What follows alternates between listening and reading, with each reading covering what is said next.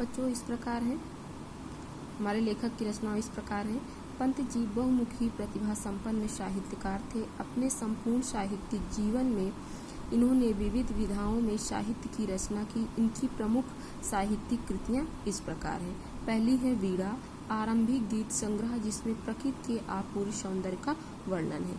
वीणा में प्राकृतिक वस्तुओं को बताया गया है। गुंजन गंभीर चिंतन का काव्य है। लोकायतन कवि संस्कृत एवं दार्शनिक विचारधारा वाला काव्य है।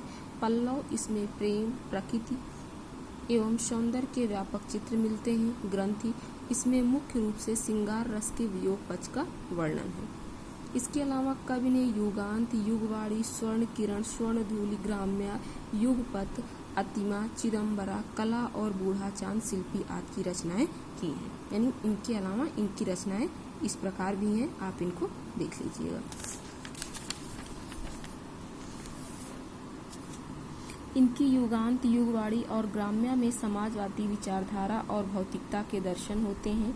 इनकी रचनाएं जैसे स्वर्ण किरण, स्वर्ण धूल, युगपथ आदि महर्षि अरविंद ने नव चेतनावाद से प्रभावित हैं। साहित्यिक अवदान इनके क्या थे? पंत जी बचपन यानी 7 वर्ष की अवस्था से ही साहित्य के प्रेमी थे। 1916 ईस्वी की इनकी प्रथम रचनाएं ये कुछ समय के लिए पंडित शिवाधर पांडे के संपर्क में भी आए।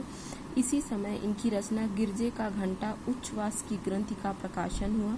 महात्मा गांधी के प्रभाव के कारण 1921 ईस्वी में असहयोग आंदोलन के दौरान इन्होंने कॉलेज छोड़ दिया और आंदोलन में शामिल हो गए। कुछ समय पश्चात ये फिर साहित्यिक साधना करने लगे। प्रयाग से रूपभा नामक प्रगतिशील विचारों वाली पत्रिका का प्रकाशन किया। इनकी कृति कला और बूढ़ा चांद पर साहित्य अकादमी पुरस्कार तथा लोकायतन पर सोवियत पुरस्कार और चिदंबरा पर ज्ञानपीठ पुरस्कार प्राप्त हुआ। देखिए बच्चों, इनकी तीनों रचनाओं पर इन्हें पुरस्कार की प्राप्ति हुई।